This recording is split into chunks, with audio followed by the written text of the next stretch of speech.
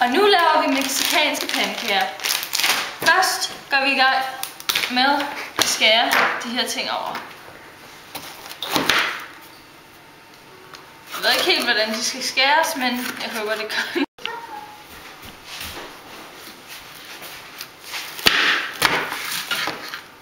Så. Og så piller vi alt det her knudder fra. Så. Og så gør vi det i hånden og kaster det ned i skålen. Ja, og i mellemtiden er vi i gang med at skære salat. Og husk, I skal tage det yderste blad af, så behøver I ikke at vaske det. Det har vi gjort. Ja, og så er salaten så færdig. Det var ikke lige meningen. Så er peberfrugterne færdige. Perfekt. Her kan du både proppe olie på og becelle selvfølgelig. Husk at tælle. Meget vigtigt.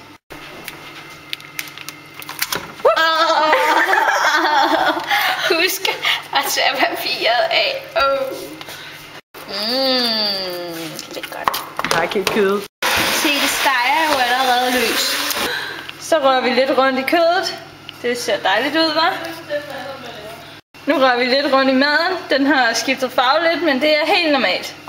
Og den har skiftet farve igen, men det er også helt normalt. Og hvis den ikke ser sådan ud, så skal man starte forfra. Nu bobler det. Så er maden klar. Lækker kød.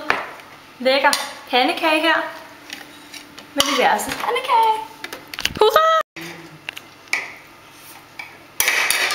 Og sådan laver man kage på spejdermøden. Tak for i aften.